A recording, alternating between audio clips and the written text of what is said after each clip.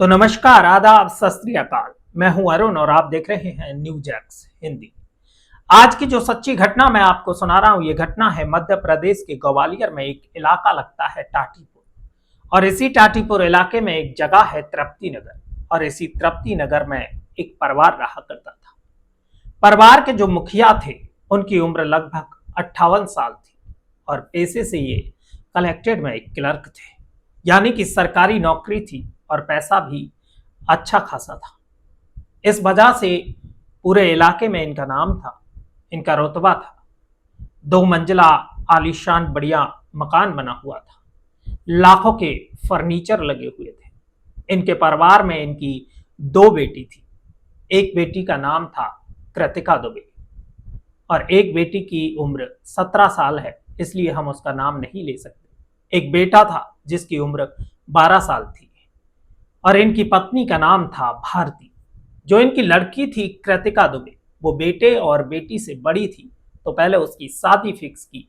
उसके बाद बड़ी धूमधाम से शादी की, और शादी के बाद कृतिका दुबे अपने ससुराल चली जाती है। माता पिता ने सोचा था कि ससुराल वाले ख्याल रखेंगे, बढ़िया परिवार मिला है, अच्छा पति मिला है।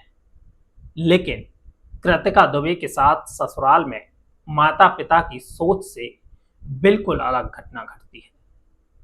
कृतिका का पति कृतिका को परेशान करने लगता है, और कृतिका से कहता है कि तुम्हारे पिता जो हैं वो कलेक्टेड में हैं, उनसे कहो कि मेरी भी नौकरी लगवा दें, एक सरकारी नौकरी मुझे भी चाहिए। और इसी तरह कृतिका को ससुराल में प्रताड़ित किया जाता है। कुछ वक्त तो कृतिका ने ये सब कुछ बर्दाश्त किया, लेकिन जब उसे लगा कि बर्दाश्त करने का अब कोई मतलब नहीं है, तो फिर कृतिका ने अपने पिता को फोन किया और अपने पिता को सारी बात बताई। उसके बाद कृतिका ने अपनी मां को भी फोन किया और मां को भी पूरी बात बताई। तो माता पिता ने कहा, अगर तुम्हें ससुराल में दिक्कत है, परेशानी है, तो फिर एक काम करो, ससुराल को छोड़ो, पति को छोड़ो, मायके चली जाओ और यहीं आराम से रहो, क्योंकि माँ बाप के लिए एक बेटी कभी भी बोझ नहीं होती है। इसके बाद कृतिका अपने ससुराल वालों को छोड़कर अपने मायके आ जाती है, और इसी तृप्ति नगर इलाके में अपने माँ बाप के साथ रहने लगती है।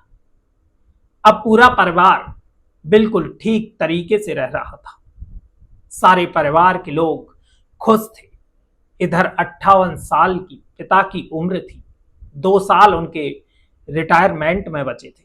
तो कृतिका के पिता भी आसपास के लोगों से बैठकर चर्चा करते थे कि रिटायरमेंट के बाद कैसा काम किया जाए, पैसे को किस तरह से इन्वेस्ट किया जाए, जिससे परिवार के लिए 2 पैसे की इनकम हो सके और परिवार अच्छे से चल सके। लेकिन इस हंसते खेलते परिवार को अचानक किसी की नजर लग जाती है। दरअसल 4 अगस्त को सभी लोग एक साथ बैठकर खाना खाते हैं, और खाना खाने के बाद सभी लोग अपने अपने कमरे में चले जाते हैं। लेकिन आधी रात करीब 2 बजे अचानक एक धमाके की आवाज होती है। इस धमाके की आवाज के बाद सारे लोग जाग जाते हैं, और जिस कमरे से धमाके की आवाज आई थी उस कमरे की तरफ दौड़ पड़ते हैं। और जब कमरे का दरवाजा खोलकर देखते हैं तो उनके पैरों तले जमीन खिसक जाती है। जो इस घर के मुखिया थे उनको गोली लगी हुई थी, और गोली लगने के बाद उनकी मौत हो जाती है। और ये सब देखने के बाद परिवार के लोग चीखने लगते हैं, चिल्लाने लगते हैं। जब ये चीख आसपास के लोगों को सुनाई देती है तो आसपास के लोग भी तुरंत ही इन लोगों के पास पहुंच जाते हैं। इसके बाद इस घटना की सूचना पुलिस को दी जाती है। पुलिस आती है, बॉडी को अपने कब्जे में लेकर पोस्टमार्टम के लिए भेज देती है, और फिर पूरे घर की बारीकी से तलाशी लेने लगती है। लेकिन पूरे घर की तलाशी में पुलिस को कोई भी सबूत ऐसा नहीं मिला कि जिससे पुलिस को लगे कि ये गोली किसी बाहर से आकर व्यक्ति ने चलाई हो। किसी बाहर वाले व्यक्ति ने मारी हो। पुलिस को लगा कि हो सकता है ये एक आत्महत्या हो। जब परिवार वालों से पूछा जाता है तो परिवार वाले भी कहते हैं हाँ, हो सकता है आत्महत्या की हो। सभी लोग इस घटना को आत्महत्या मान चुके थे, लेकिन तभी पुलिस का ध्यान दोबारा से इस घटना पर जाता है और पुलिस सोचने पर मजबूर हो जाती है कि अगर ये आत्महत्या है तो आखिर वो हथियार यहां से कहां गया जिससे इन्होंने खुद को गोली मारी है। इसके बाद पुलिस दूसरे एंगल से भी सोचती है कि आखिर इस व्यक्ति को ना तो पैसे की कोई दिक्कत है, ना किसी से कोई दुश्मनी है, तो फिर आखिर इस व्यक्ति ने आत्महत्या क्यों की? बस यही सवाल पुलिस के मन में बार बार घूम रहे थे। इसके बाद पुलिस वाले इस घटना को आत्महत्या बता देते हैं, लेकिन गुप्त तरीके से इस पूरे घटनाक्रम की जांच करना शुरू कर देते हैं। पुलिस सबसे पहले यह पता करती है कि क्या इस आदमी की किसी व्यक्ति के साथ कोई दुश्मनी थी। तो पुलिस को ऐसा कोई भी व्यक्ति नहीं मिलता जिससे इस व्यक्ति की दुश्मनी हो। इसके बाद पुलिस ने सोचा कहीं ऐसा तो नहीं कि घर के लोगों में से ही कोई कातिल हो, क्योंकि उस घर में ऐसा कोई सबूत नहीं था कि कातिल बाहर से आया हो। इसके बाद पुलिस पूरे परिवार की कुंडली निकालना शुरू करती है। पुलिस का सबसे पहला शक उस व्यक्ति की बीवी यानी कि भारती पर जाता है। इसके बाद पुलिस आसपास के लोगों से पूछताछ करती है, भारती के बारे में पता करती है, भारती के चरित्र के बारे में पता करती है। लेकिन 4-5 दिन तक पूछताछ करने के बाद, छानबीन करने के बाद कोई भी ऐसा सबूत नहीं मिलता है जिससे ये साबित हो सके कि इस व्यक्ति की हत्या में उसकी पत्नी भारती का हाथ है।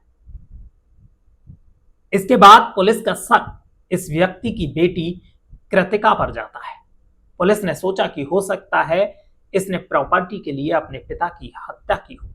सोचा हो कि पिता की हत्या के बाद प्रॉपर्टी का कुछ हिस्सा मेरे नाम पर आ जाएगा और इसके बाद मैं अपने पति के पास चली जाऊंगी और दोबारा से अपनी जिंदगी हंसी खुशी बिता सकूंगी। इसके बाद पुलिस ने कृतिका के बारे में खोजबीन करना शुरू कर दिया, लेकिन तमाम खोजबीन के बाद कृतिका के खिलाफ भी कोई ऐसा सबूत नहीं मिला कि पुलिस का शक कृतिका दुबे पर जा सके।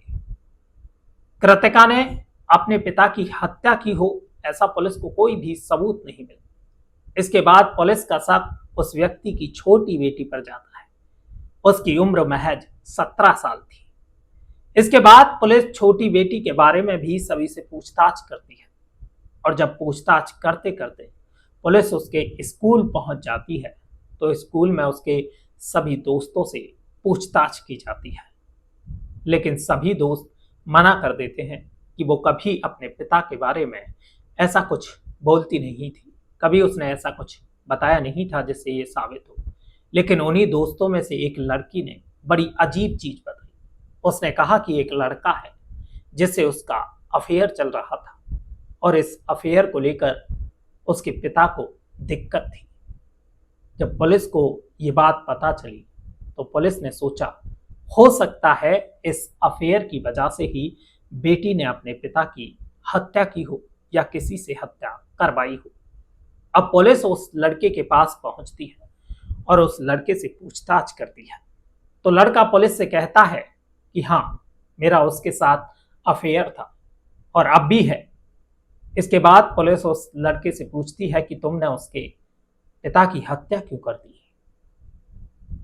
तो लड़का कहता है कि सर, आप मुझे फंसाने की कोशिश कर रहे हैं। मैंने ऐसा कोई गुनाह नहीं किया, मैंने कोई हत्या नहीं की।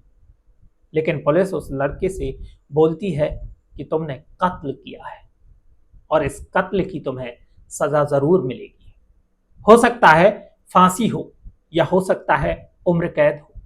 इसके बाद वो लड़का घबरा जाता है और पुलिस वालों से कहता है कि साहब, उसने मुझसे कहा जरूर था कि मेरे पिता की हत्या कर दो, लेकिन मैंने ऐसा नहीं किया। मैंने उससे मना कर दिया और तभी से मेरी और उसकी बात भी नहीं होती।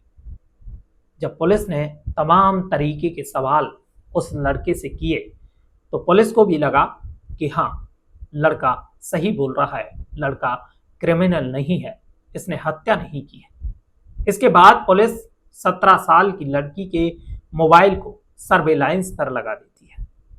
सर्वेलांस पर लगाने के बाद इस लड़की की सारी कॉल डिटेल चेक की जाती है तो पुलिस को पता चलता है कि लड़की अपने बॉयफ्रेंड के सिवा एक और लड़के से घंटों घंटों बात करती है।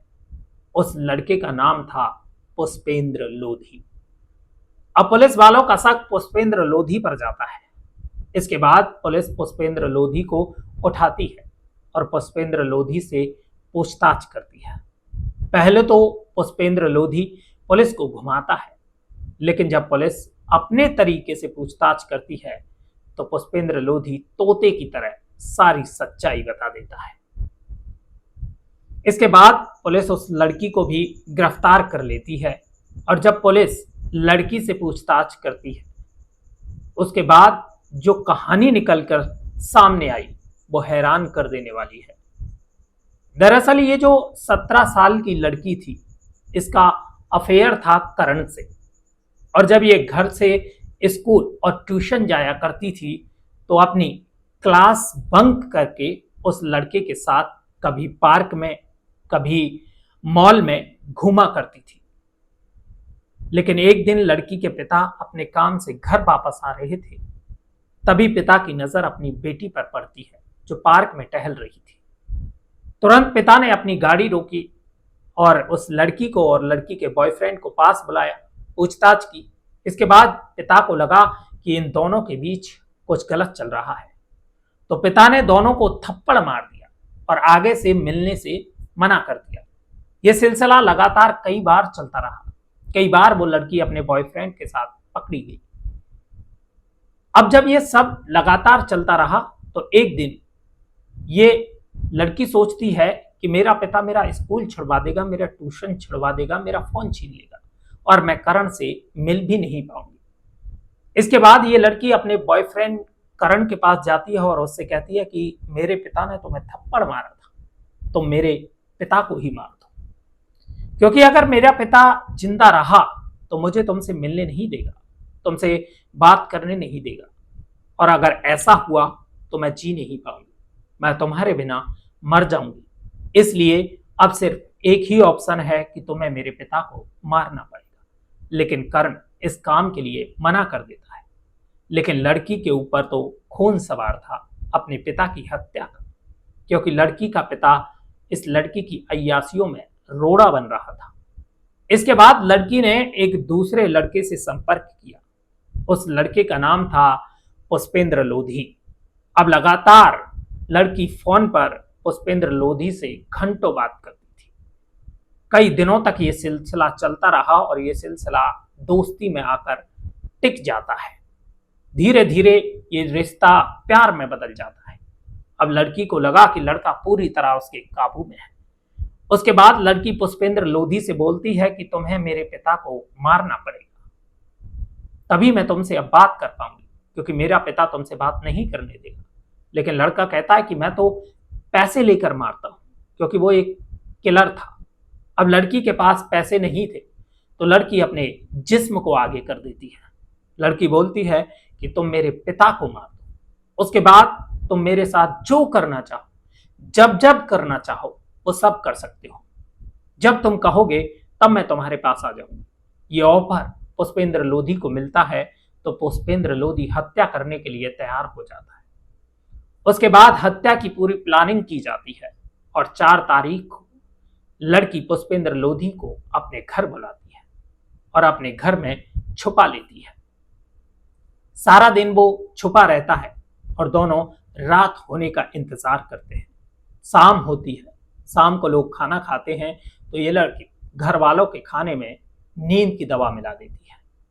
खाना खाने के बाद सभी लोग अपने अपने कमरे में चले जाते हैं और रात के 2 बजे जब सभी लोग गहरी नींद में सो रहे थे तभी पुष्पेंद्र उस व्यक्ति के कमरे में दाखिल होता है और गोली मार देता है। गोली मारते ही वहां से फरार हो जाता है। इधर वो लड़की घर के दरवाजे को अंदर से बंद कर लेती है ताकि किसी को ये पता ही ना चल सके कि घर में कोई आया था और उसने हत्या की है। एक आत्महत्या जैसा माहौल देने की कोशिश की जाती है। पुलिस के लिए भी ये बार बार आत्महत्या जैसा माहौल लग रहा था, क्योंकि दरवाजा टूटा नहीं था, कोई खिड़की टूटी नहीं थी, तो आखिर कातिल बाहर से अंदर कैसे दाखिल हुआ था। इस केस का खुलासा वहां के जो एसपी थे उस टाइम के, अमित सैंडी जी, उन्होंने 14 अगस्त को, आज से 3 साल पहले किया था, जब इस घटना के बारे में पूरे इलाके को पता चलती है कि 17 साल की लड़की ने अपनी अय्यासी के लिए अपने पिता की हत्या कर दी और हत्या की सुपारी में भी अपना जिस्म दिया। तो लोग सुनकर दंग रह जाते हैं। हमारा उद्देश्य इस कहानी को सुनाने का किसी की भावनाओं को ठेस पहुंचाना नहीं है, आहत करना नहीं है, बल्कि हमारा उद्देश्य है आपको सतर्क करना, आपको सुरक्षित करना। इसलिए मैं हर बार कहता हूं, सतर्क रहें, सुरक्षित रहें, अपना और अपनों का ख्याल रखें। मिलते हैं अगली कहानी के साथ।